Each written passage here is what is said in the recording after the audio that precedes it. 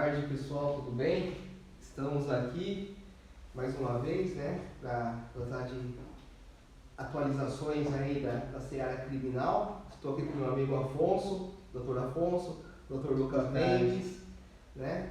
E vamos falar e bater um papo aí sobre as alterações promovidas aí pela Lei 13.964, isso aí, 2019, que mudou substancialmente aí toda a legislação criminal, né, denominada como pacote anticrime, né.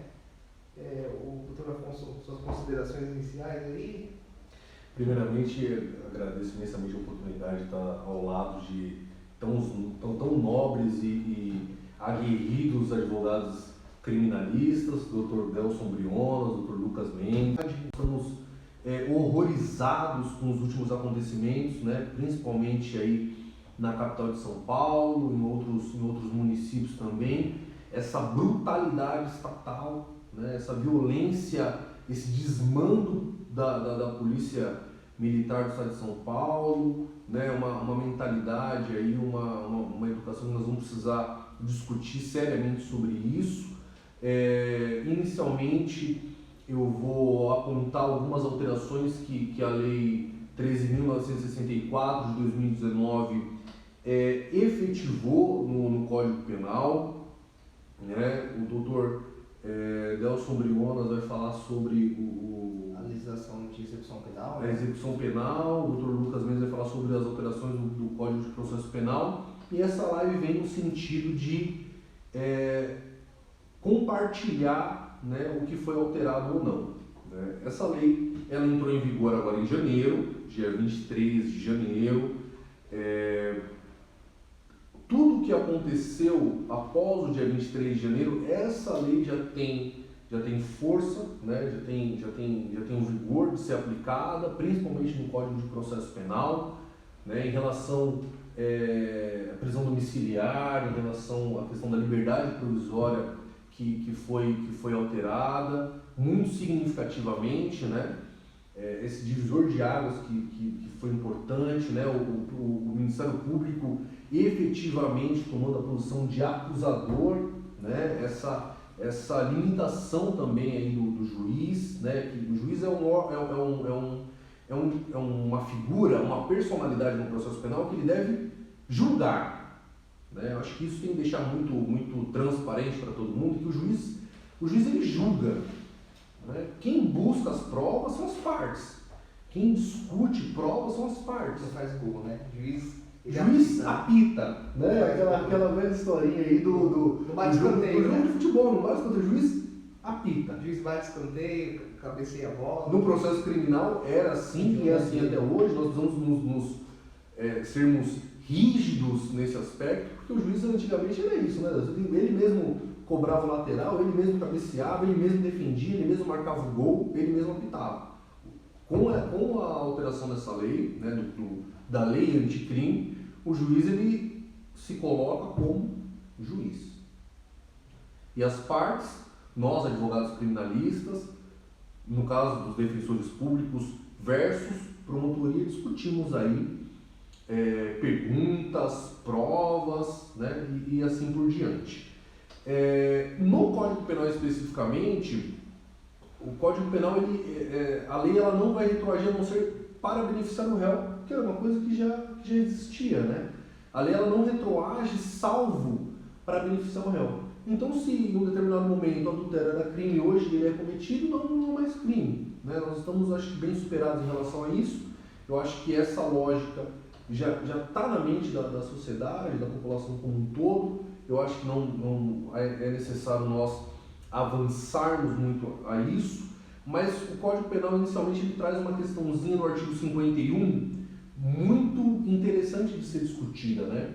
Porque anteriormente nós, de uma forma geral, né, o acusado ele recebe informação somente da pena, majoritariamente falando, né?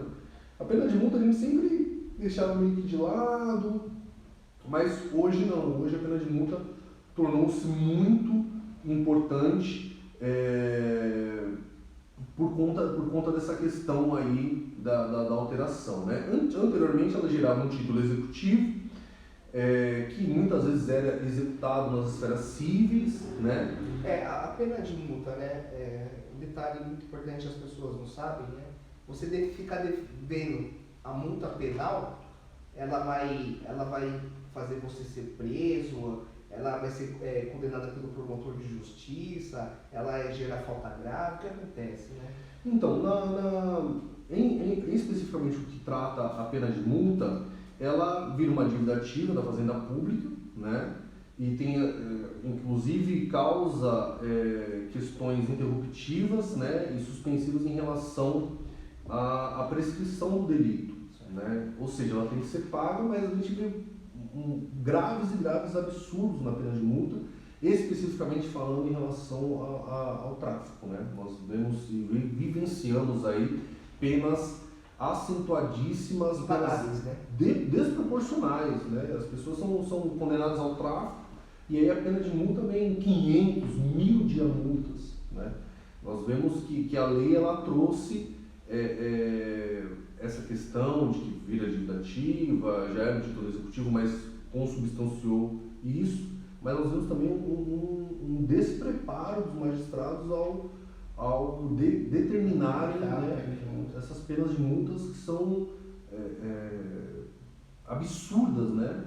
A pessoa é presa pelo tráfico, muitas vezes aí um tráfico privilegiado, muitas vezes sem condições de se manter, né? Era uma pessoa utilizada ali na organização, ali no tráfico, para, sei lá, ser o cara que olha, e aí é condenado a uma pena de multa de 500 dias multa. É o elo fraco, né? É o elo fraco. Esse elo fraco, ele já... o que mais é pego, né? Sim, e ele já foi analisado, ele já foi entendido com o parágrafo 4º. Sim. Ou seja, a pena de multa para essas pessoas não deveria nem existir, né? Ou seja, aplica-se o parágrafo 4º, o tráfico privilegiado, e a pena de multa seria um valor que seria uma multa que deveria ser irrisória, né? Porque você reconhece uma coisa, mas aumenta a pena lá em cima, tá? Em relação também a uma questão que todo mundo falou, né? Todo mundo falava, só pode ficar 30 anos preso. Mudou, né? Essa lei, a Lei 13.964 de 2019, ela altera de 30 para 40 anos. Então, 10 anos. 10 anos. E a pretexto de que a expectativa do brasileiro mudou. Tem maior expectativa de vida. Ao meu ver, é um apontamento totalmente fora da realidade, porque a gente sabe que, infelizmente, as pessoas que mais cometem crimes são pessoas que têm uma qualidade de vida muito inferior e acaba sendo excluída pelo Estado e, por consequência, cometem crimes, né? A gente consegue identificar isso no sistema carcerário, né? A maioria dos presos, das pessoas que encontram-se cumprindo pena no sistema carcerário, são oriundos das grandes periferias do Brasil, em regra não tiveram muitas oportunidades, e aí a gente pontua que assim, bom, agora os presos podem ficar até 40 anos no sistema carcerário, né? Um absurdo do ponto de vista, mas está aí, né? E a gente precisa discutir e informar a sociedade em relação a essas alterações. Vamos lá. Inclusive, no caso, os benefícios todos em relação a esse aumento de pena, eles serão analisados em relação à condenação total, tá? Nunca em relação a cumprir uma parte, não, em relação ao total. Então, os benefícios que o artigo 75 pontua é que eles serão analisados da condenação total. Os benefícios falados por progressão de regime. Progressão de regime, semiaberto, aberto, livramento condicional. A pessoa pegou uma pena de 200 anos, né?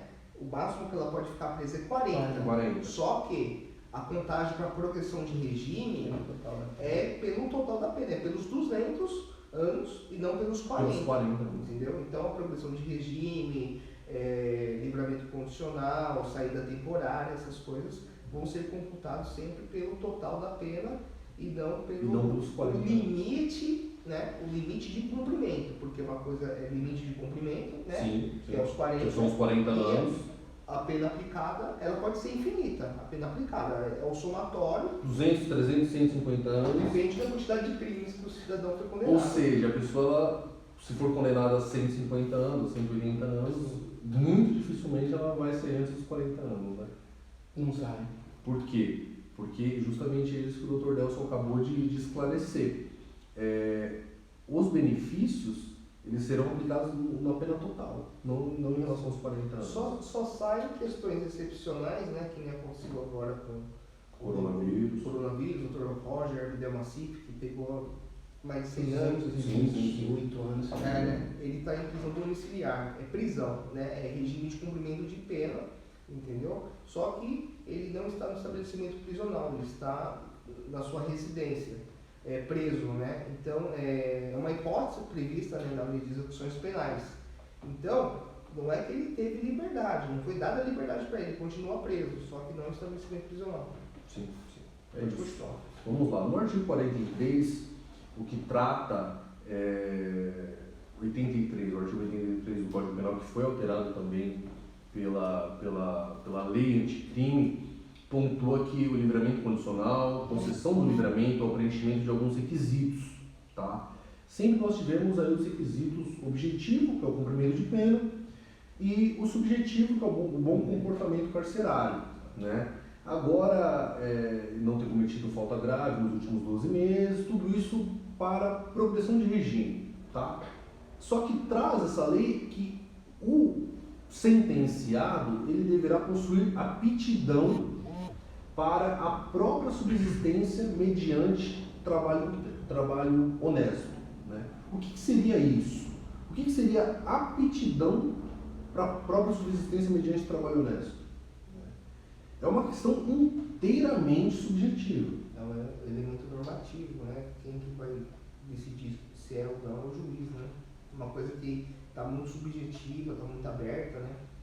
E isso automaticamente, que é aquela velha história, né? O que é muito genérico, sem sombra de dúvidas, impede, né? São mecanismos que são colocados na lei para impedir a progressão de regime do acusado, do sentenciado. Ou seja, ele tem que comprovar aptidão para a própria subsistência mediante trabalho honesto. E ainda sobre o mérito, o que tem prejudicado muito a defesa, o sujeito foi condenado 25 anos, está 10 anos preso, e aí para oferir o mérito, que é um dos requisitos para a concessão do livramento condicional, é submetido a um exame criminológico. Sim. E no exame criminológico, que é essa entrevista com o psiquiatra, na maioria dos casos com o psicólogo, né, entre eles estando o sujeito que está 10 anos preso, com uma das perguntas essa pessoa pode voltar a delinquir? Aí o psicólogo fala, olha, eu não sei, ele está 10 anos preso, eu não consigo imaginar a vida dessa pessoa, né, fora do ambiente carcerário, uma vez que ela já está aqui há 10 anos.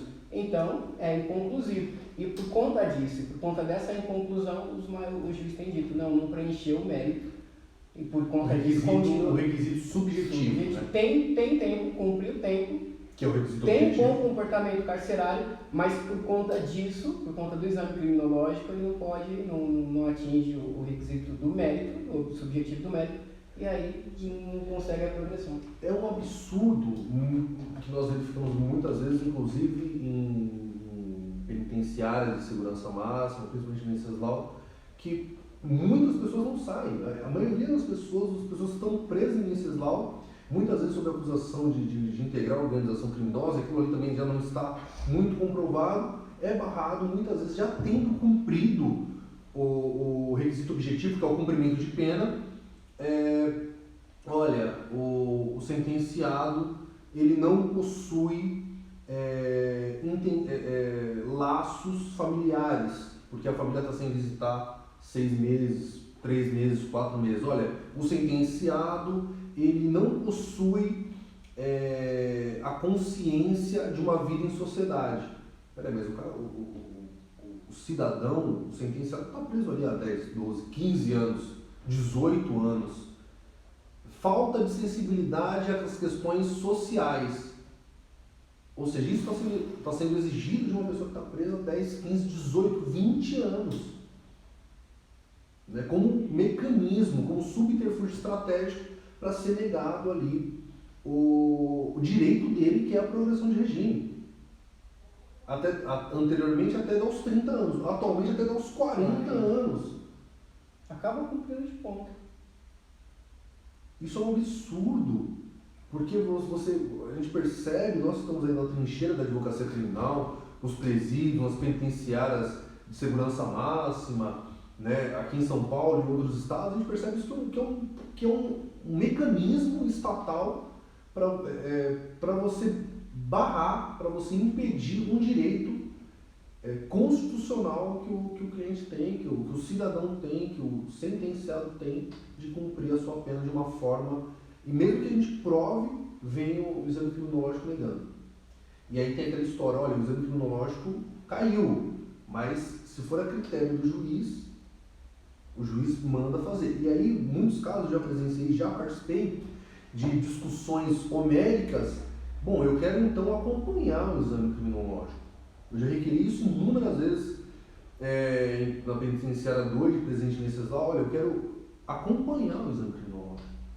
Eu quero ouvir o que de fato o meu cliente fala para psicóloga, para psiquiatra, para assistente social. E aí nos é negado, que no caso é um cerceamento de defesa.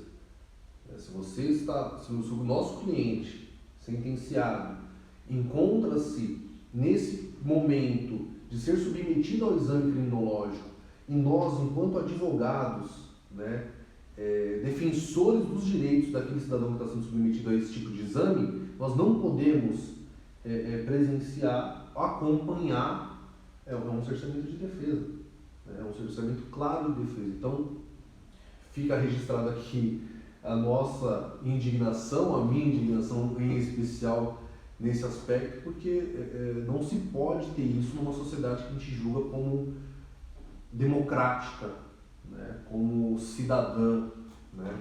Então esses são os pontos que eu pontuo aqui com um pouquinho mais de energia. No caso do artigo 91 também do Código Penal, crimes com a pena máxima acima de 6 anos têm uma determinação de perdimento dos bens, não só dos bens que foram apreendidos na prisão em flagrante ou na prisão temporária, no cumprimento do mandado de busca e apreensão. Não. A pessoa, quando ela é acusada, presa em flagrante, e ela possui bens que o promotor analisa serem incompatíveis com a sua renda, há uma inversão, né, do ônus da prova de que essa pessoa que está sendo presa, ela comprove que os bens que ela possui vieram por intermédio de trabalho lícito.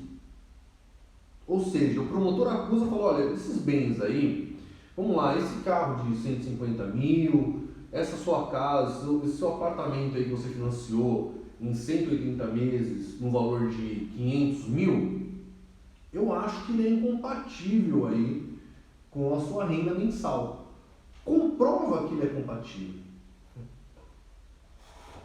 Isso é um absurdo, porque quem alega condenações acima de quanto? De 6 anos.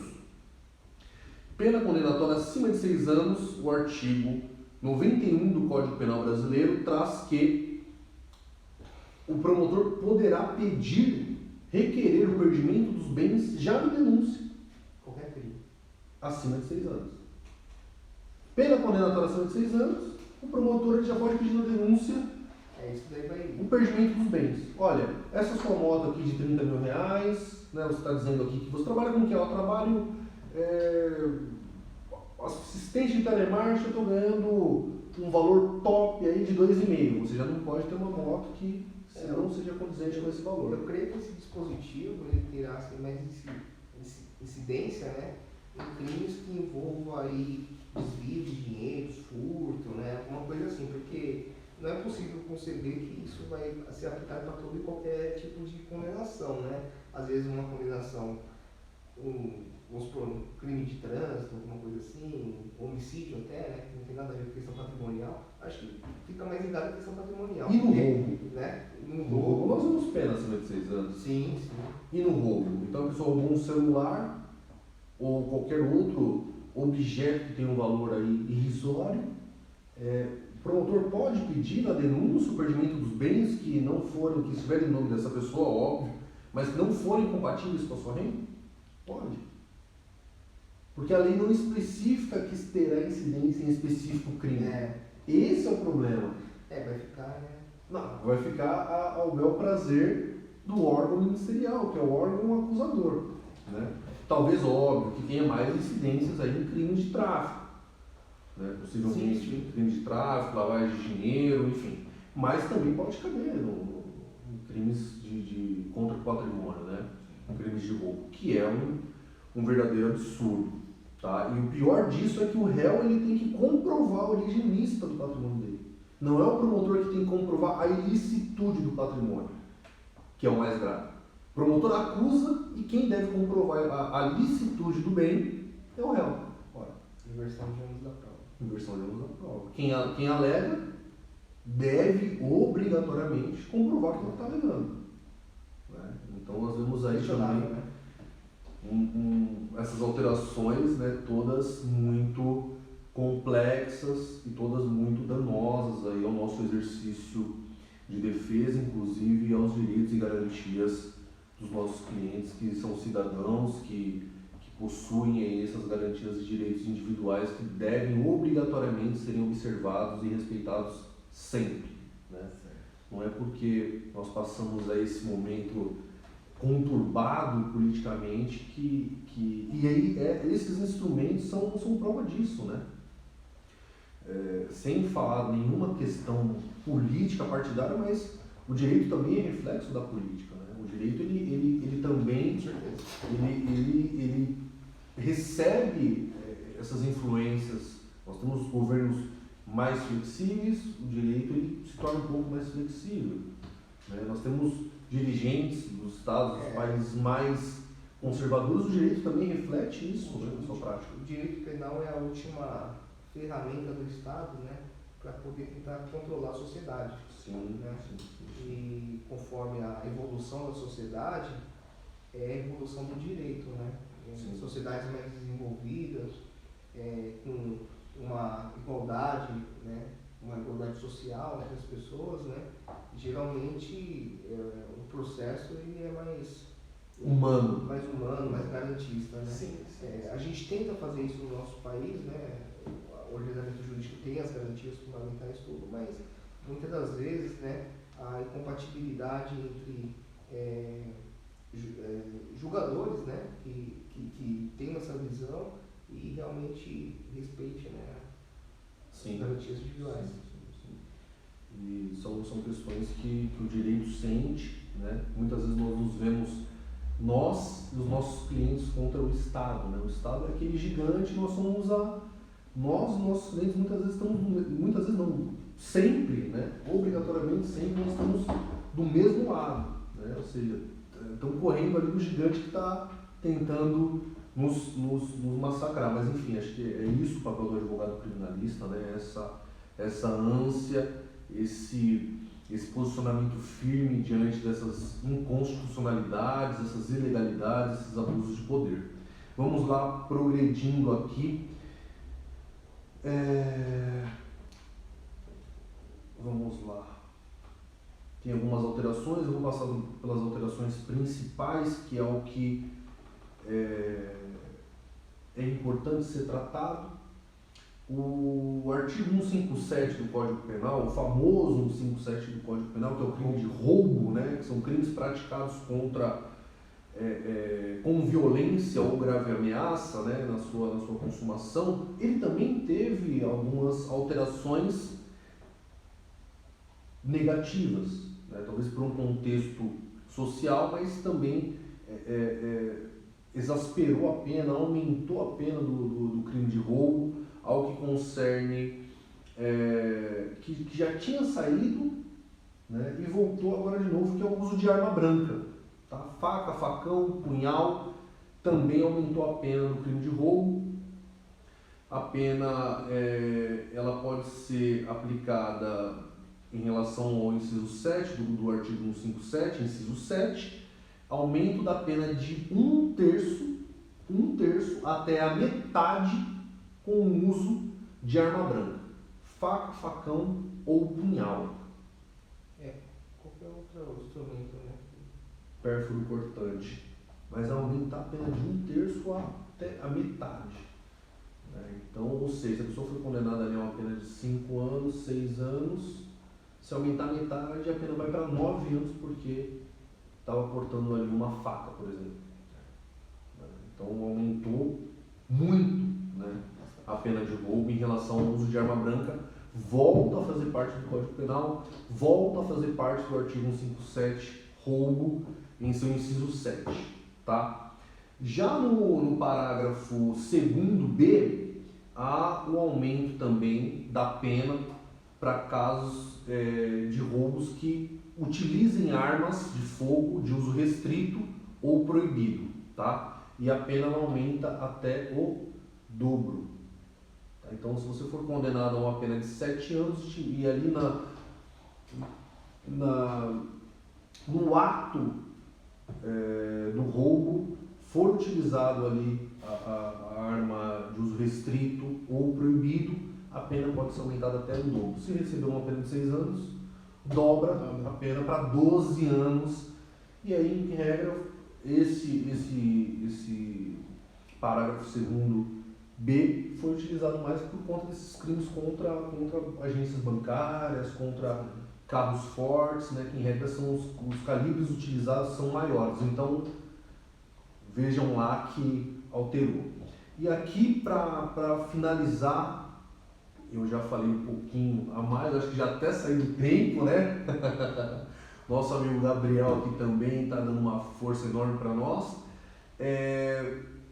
A alteração, que é uma alteração, ao meu ver, substancial no crime de estelionato. Né? O estelionato agora não é mais uma pena, é um crime de ação penal pública incondicionada. Anteriormente, você praticava qualquer tipo de estelionato, automaticamente era preso em flagrante, tinha ali a lavratura do boletim de ocorrência, já ficava preso. Hoje, não. Tá? Existe a necessidade da representação da vítima, senão não tem crime de estelionato.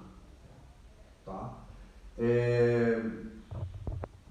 Essa representação do ofendido, ela é parte do crime de estelionato, ou seja, para o crime de estelionato existir, efetivamente ali, para ser processado, né, condenado, julgado, a vítima ela tem que representar, né, o ofendido tem que representar contra o autor do delito. Essa parte tornou-se mais benéfico, né? Sem dúvida, aos males e também a esse ponto que, de certa forma, é positivo, né? A vítima tem que ir até a delegacia e falar, olha, eu quero representar o autor desse delito aqui, não vou deixar passar batido, não. Tá? Mas tem que ter essa representação para que seja iniciado ali a acusação em relação ao crime de estelionato, né? A persecução penal. Agora, essa só o último detalhe, que eu já vou passar a palavra para o Dr. Lucas Mendes, que está ansioso ali para falar.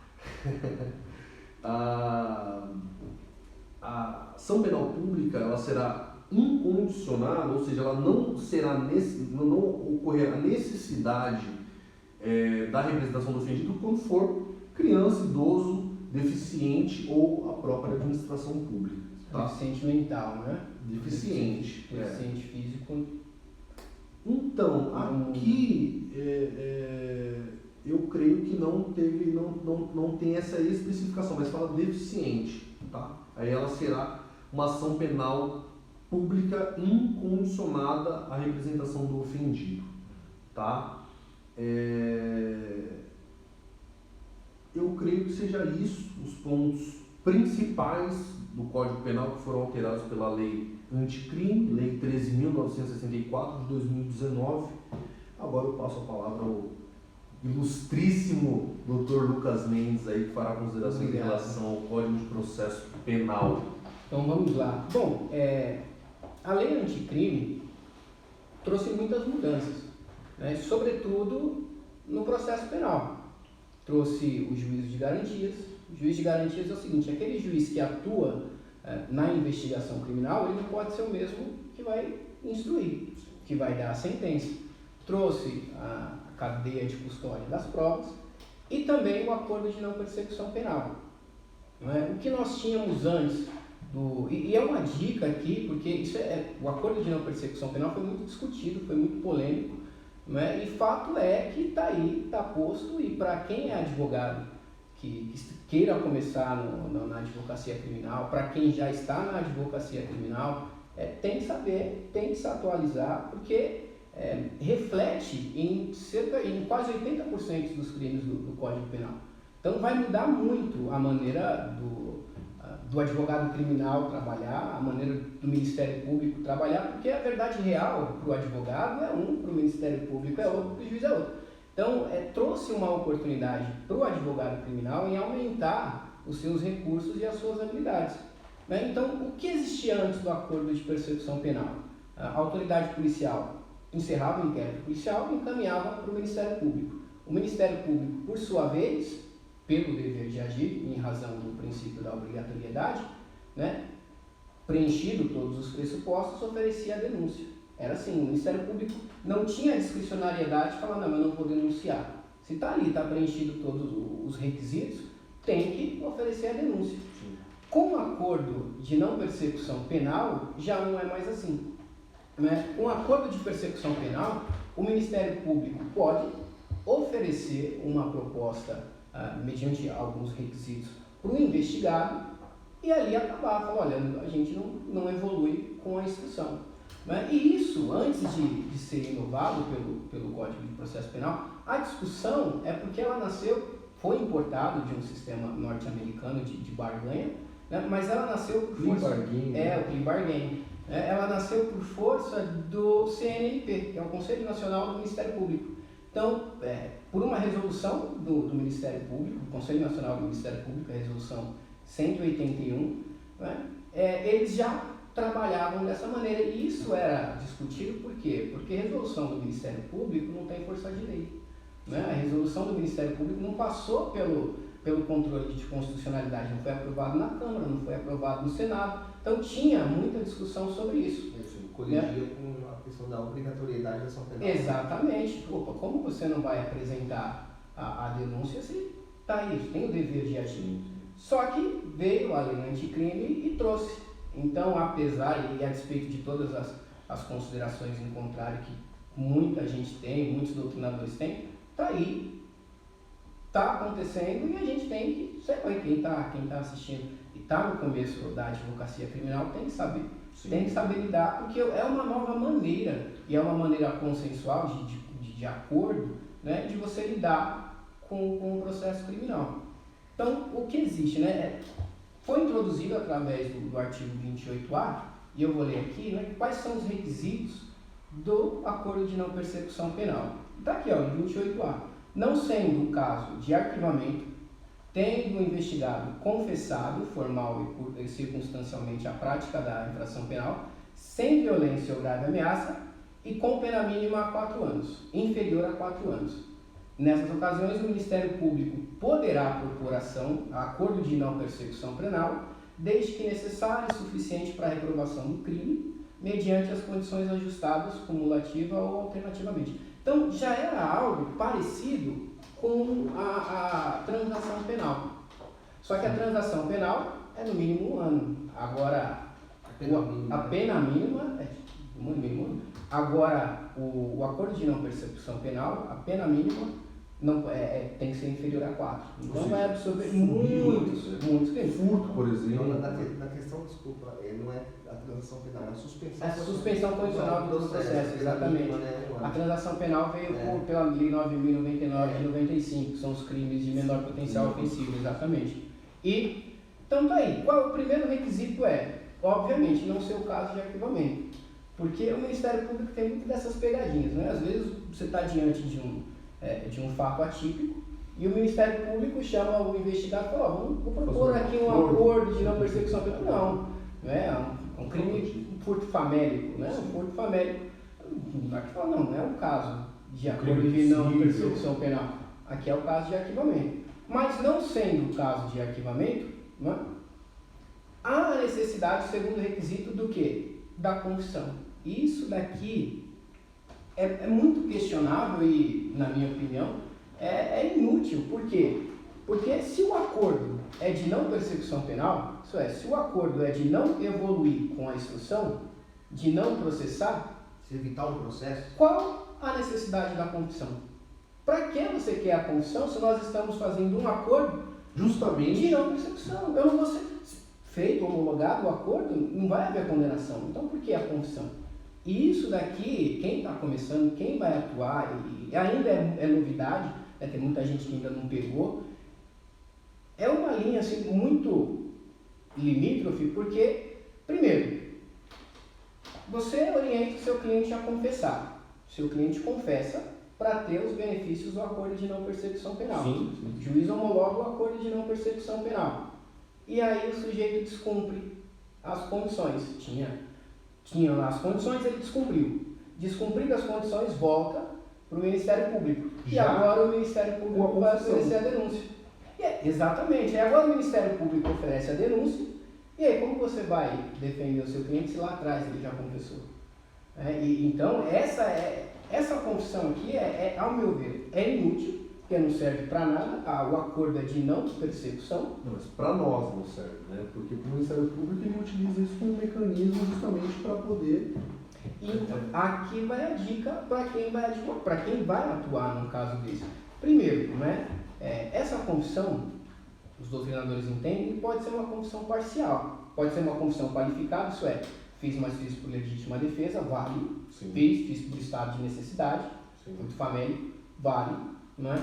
Pode ser uma confissão parcial, olha, eu fiz, mas eu não fiz na integralidade. Então é o seguinte, você vai confessar, mas não na integralidade. Exatamente, porque se depois, quando for ruim voltar, exatamente, você... Né? E o outro problema que tem é a pegadinha do Ministério Público, é a pegadinha do promotor de justiça, porque tem casos que acontece o seguinte, o promotor fala, olha, eu só vou oferecer a proposta, o acordo de não persecução penal depois da confissão. Aí o investigado confessa, e o Ministério Público fala, eu não ofereço. E aí, como que fica? Não é? Então é interessante porque a homologação do acordo de não persecução penal depende de audiência. Mas o advogado não precisa esperar chegar na audiência para propor o acordo. Então, quando começa o acordo de não persecução penal, está em fase final da investigação criminal antes do oferecimento da denúncia, entra em contato com o promotor de justiça e ali começa a negociar. Se o promotor de justiça... Já peticiona nos autos, né? Não, sim, tem casos que sim, mas tem promotor que não. Né? Então, se o promotor falar, olha, eu só vou oferecer o acordo de não persecução penal depois da confissão, é o seguinte, você vai no juiz e fala, excelência, né? Tem advogado que fala o seguinte, o meu cliente tem interesse em confessar, mas o interesse ele não confessou ainda. Então, enquanto ele não confessa, não existe. A essência da confissão não há ainda, né? Mas o promotor de justiça só vai oferecer o acordo de não persecução penal depois da confissão. Não vai dar. Tem juiz que faz o seguinte, já intima o Ministério Público a apresentar se vai oferecer o acordo de não persecução ou não. E outra coisa, né, não é faculdade do Ministério Público, do promotor de justiça, oferecer o acordo de não persecução penal. É obrigação. É obrigação. Eu entendo, e a maioria dos doutrinadores entende, por quê? Né, preenchido todas as hipóteses de cabimento, por que não vai oferecer? Né? Inclusive, na lei na lei anticrime, acho que no parágrafo 18, diz se o Ministério Público não oferecer, se recusar a oferecer o acordo de não persecução penal, pode remeter os autos ao órgão superior, para que seja feito. O juiz ele não pode oferecer o acordo de não persecução penal. O Ministério Público não quer, não.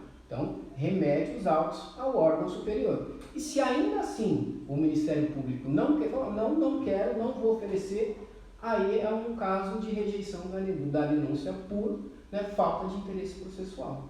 Olha, não tem caso, preencheu todos os requisitos do acordo de não persecução penal, meu cliente tem interesse no acordo de não persecução penal, É cabível. e se é cabível, se o Ministério Público não apresentar, então faz o seguinte, excelência, rejeita, essa denúncia tem que ser rejeitada.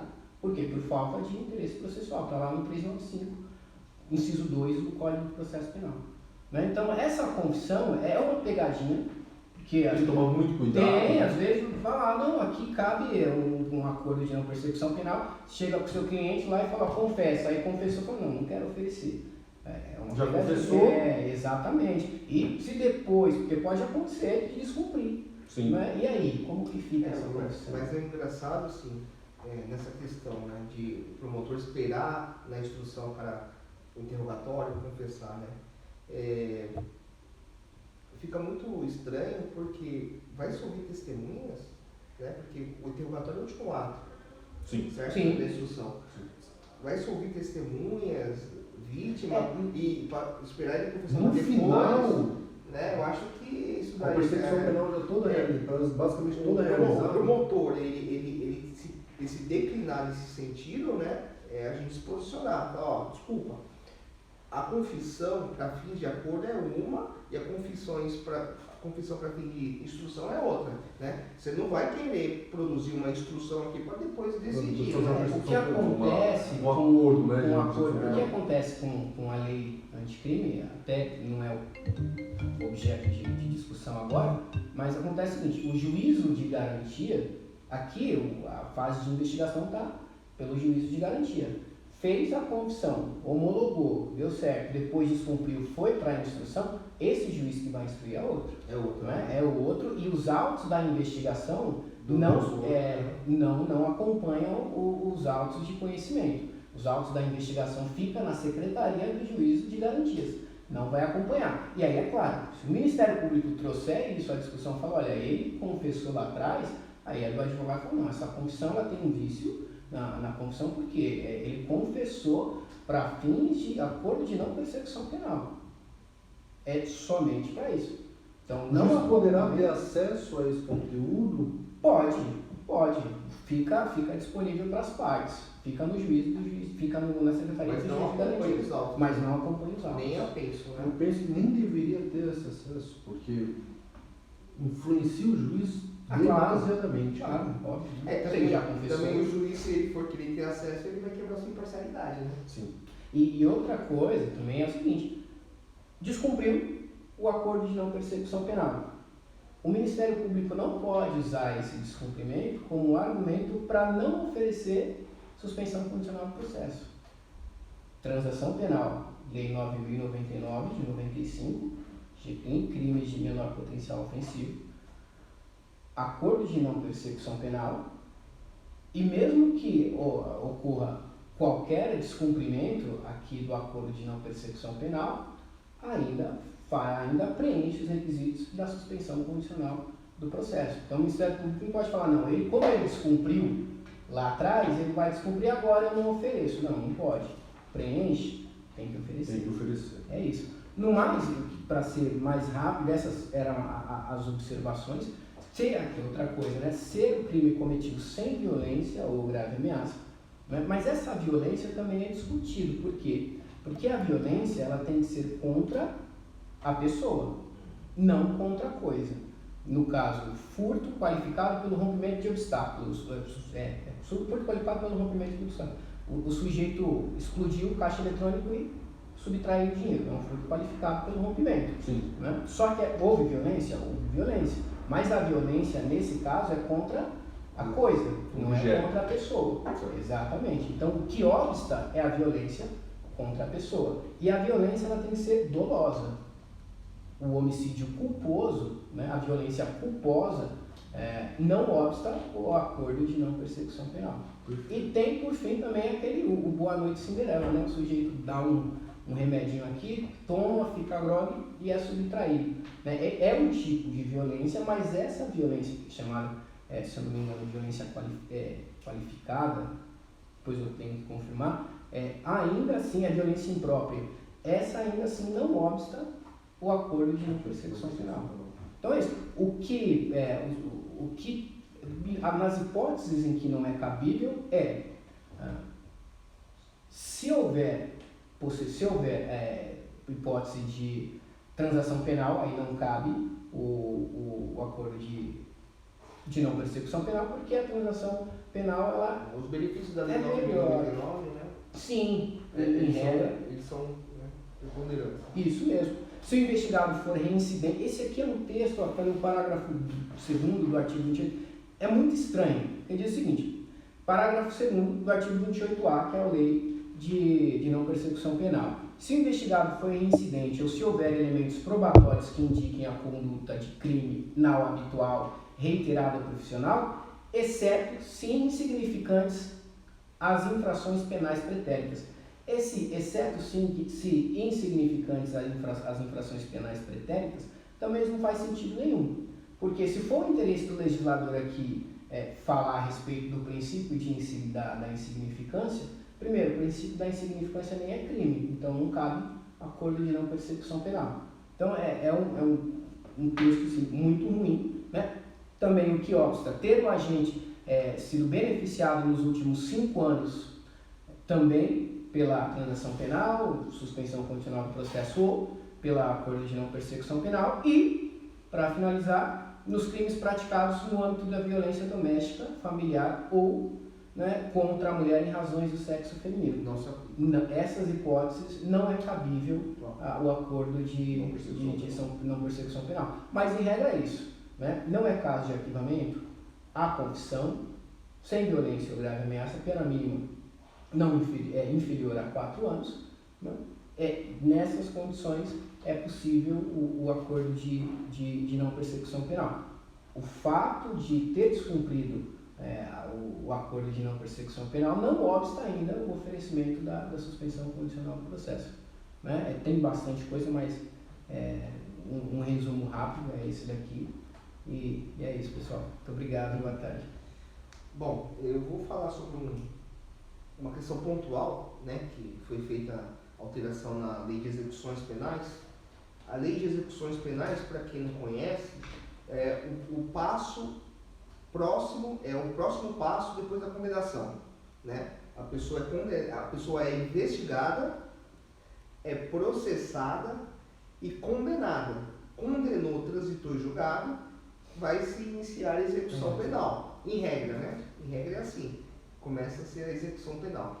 E a execução penal ela é aplicada no regime progressivo, A pessoa ela entra no regime inicial, que dependendo do crime, do seu histórico primário do incidente, ele pode começar no regime aberto, pode começar no regime semiaberto ou no fechado, Então, geralmente, quando a pessoa é presa, ela vai no regime fechado. Então, vamos partir desse pressuposto. Antigamente, a regra geral era o quê? A pessoa em execução penal condenada, cumprindo pena, ela progredia de regime do fechado para o semiaberto com 1/6 da pena. Essa era o crime comum, a regra geral, 1/6 da pena. Quando se tratava de crimes hediondos equiparados, aí se o agente era primário, era 2/5 e se reincidente 3/5, certo? Essa questão de frações mudou, não existe mais questão de frações. Hoje nós trabalhamos com percentuais, certo? Então, hoje nós temos os percentuais que variam de 16% de cumprimento da pena até 70%. Que é um absurdo. Até 70%. Então, o artigo 112, em seus incisos, ele diz 16% quando a gente for primário, e o crime é cometido sem violência ou grave ameaça, Então, o exemplo primordial, furto. Ele foi condenado no furto, ele tem que cumprir 16% da sua pena para poder progredir em regime. Ou seja, o estelionato, por exemplo. Também, Então, crime sem violência ou grave ameaça é o primário, 16%. 20% no mesmo caso, só que se ele for reincidente, certo? Reincidente. Já aumentou 4%. Aumentou 16 para 20, certo? 25% Que é o quarto da pena, né? O quarto da pena. Quando o agente é primário, mas o crime foi cometido com violência ou grave ameaça. Roubo. Eu fiz um cálculo. A gente tem por base aí uma pena padrão no crime de roubo, 5 anos e 4 meses. Sim. Dá 64 meses. Né? No cálculo anterior, ele tinha que cumprir 10 meses para poder progredir. Que é um sexto da pena. Um sexto da pena. Nesse cálculo aqui, ele vai cumprir 16 meses. Aumentou 6 meses a mais, para ele poder ter a possibilidade de progressão de regime, certo? 30%. 30% é no mesmo caso, quando o crime é com emprego de violência ou grave ameaça, só que o agente é reincidente. 30%. Anteriormente era um sexto. Um sexto. Crime comum era um sexto. Um sexto. Agora já foi de um sexto para... Aí 25%, 30%, né? Ou seja, a pessoa cometeu um crime de roubo ou qualquer outro crime, é reincidente, cometeu novamente um crime de roubo, sendo reincidente, 30%. Antes era um sexto, agora 30% da pena. E daí temos o percentual de 40%, que é o quê? O agente primário, quando comete um crime de onda equiparado, 40%. Tráfico. Sim, o tráfico caput, né? A primeira progressão, fechado no semiaberto. Só que eu fiz a conta também sobre o aspecto anterior, da fração e esse aqui, não teve alteração. Ficou a mesma coisa, ficou elas por elas.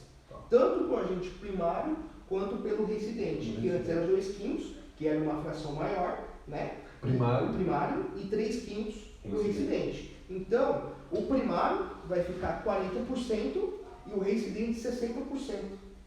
Entendeu? Ele vai ter que cumprir 60%. Só que na prática mesmo não mudou nada. Mesmo esse percentual sendo mais da metade. Isso mesmo. Que é o caso de 3/5 também, que era mais da metade. Isso mesmo. Aí, nós temos a fração de 50%, cumprir a metade da pena. Quando o agente é primário, o crime é hediondo ou equiparado, né? Só que tem resultado morte. Entendeu? Quando tem resultado morte. Então, e é vedado o livramento condicional. Nessa hipótese, é vedado o livramento condicional. Essas hipóteses de vedações genéricas, automáticas, impostas pela lei sobre qualquer benefício, seja liberdade provisória, seja livramento condicional, são hipóteses inconstitucionais. O Supremo Tribunal Federal, né, em várias oportunidades passadas, já declarou a inconstitucionalidade de dispositivos, né, que vedavam a liberdade provisória, que vedava o livramento constitucional. Né? O livramento constitucional, não é constitucional, né? É inconstitucional. Inconstitucional. Então, essa é uma disposição que futuramente vai ser discutida e tem a grande chance, né, de ser declarada inconstitucional também. Bom, continuando... Deixa eu só fazer uma adendo. Ou seja, réu primário, processado ou devidamente investigado, devidamente processado, devidamente julgado, condenado em homicídio, 50% da pena. 50%. Réu primário. Antes seria 2/5, abaixo de 50%. Então, teve um aumento aí. No caso, o homicídio qualificado, ele é considerado hediondo, né? Então, ele está nessa hipótese, foi primário. 50%. 50% da pena. Recebeu uma pena de 15 anos, 7 anos e meio fechado. Para ir progredir de regime. E também quando essa lei ela trouxe a sua razão de existir assim, de implementação, se percebeu que é para fortalecer o combate a organizações criminosas. E nessa hipótese, o que acontece? Também temos aqui a fração de 70%, que é a maior. A fração de 70% que é a maior. Da pena. Né, para progressão de regime, que é o reincidente em crime hediondo equiparado com resultado morte. Entendeu? 70%. Então, se ele for primário, é 50%. Mas se ele for reincidente, é 70%. Recebeu uma pena de 20 anos, 14 anos no fechado. 14. Uma pena de 20 anos. Se iniciou o cumprimento no fechado. Se for reincidente, 14 anos. Crime doloso contra a vida, né? Crime hediondo, ou equiparado com resultado de morte. 14 anos se tiver uma pena de 20, cumpre 14 E para fechado. finalizar, uma disposição que era jurisprudencial foi expressamente, né, colocada na legislação, que é o quê? O parágrafo 4º do artigo 33 da Lei de Drogas não é considerado crime hediondo equiparado para esses fins. Entendeu? Sim. Então, né, era uma praxe, né, que a jurisprudência ela era consolidada nesse sentido, Sim. né, que o agente condenado pelo tráfico Privilegiado, privilegiado, parágrafo 4º. que é a nomenclatura usual, ele já não era considerado hediondo, agora está expresso na lei. Está expresso. Ótimo, né? Pontuou aí de forma significativa, né? Bom, o nosso prazo acabou, né, praticamente, está acabando. A gente quer agradecer, né, mais uma vez a audiência, né, das pessoas, dos telespectadores aí, e agradecer a presença, mais uma vez a oportunidade de estar aqui com meus amigos aqui conversando sobre alguns assuntos tão importantes, né? Valeu. Agradeço imensamente aí também ao Dr. Nelson Briones, Lucas Mendes pela oportunidade. Mais uma vez é um prazer estar junto com vocês e a gente bater papo sobre direito penal, processo Tem penal, muito mais o que falar ainda. lei de execução penal, né? Essa lei, como trouxe muitas questões, também tem a questão do abuso de autoridade, que acho que cabe uma live específica sobre abuso de autoridade. Nos veremos muito em breve. Muito obrigado. Obrigado, pessoal. Boa tarde. Até mais.